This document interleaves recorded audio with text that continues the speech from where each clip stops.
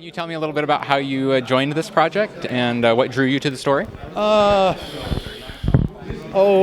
Because they flattered the hell out of me and they said how wonderful I was. So I said, okay, all right.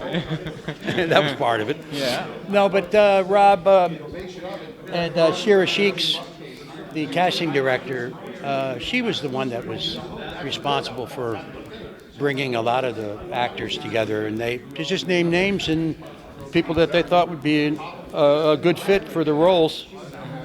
And I think they've done a marvelous job. I haven't seen Anthony LaPaglia for a long time, since we did Without a Trace together, and we had a very good time on that. And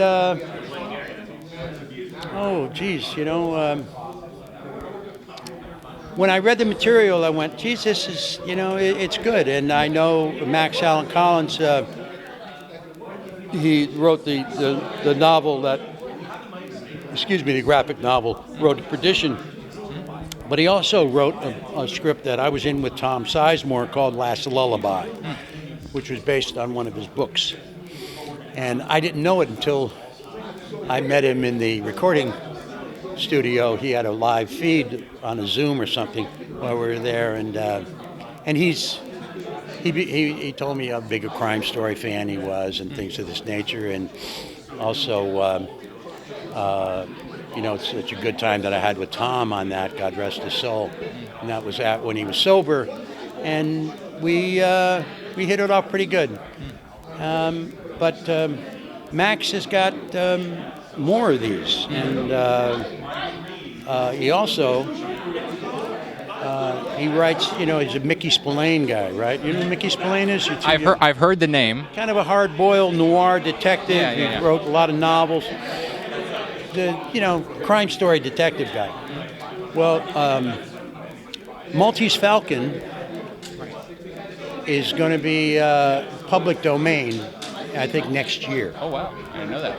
So they might do another remake of that, the return of the Maltese Falcon. Oh, okay. So that would be pretty cool. I'd like to be in that. Yeah. Oh. I'm old enough now to be Sidney Greenstreet, don't you think? What character are you playing in this one? Uncle Louie. Uncle Louie. Yeah, Okay. I'm the detective's uncle. Try to give him good advice, all the bad ways. All the bad ways. Yeah. I love that. What do you hope that fans will take away from the audio drama? An appreciation for voices and their own imaginations. I love that. The audience has got to be involved. You've got to be just as involved as the actors. You got to think about it. You got to hear the sounds. You got to imagine and visualize for yourself what's going on. And I think that's great. It's very inclusive and collaborative with the audience and human sound and human voice. Human voice is a very provocative thing.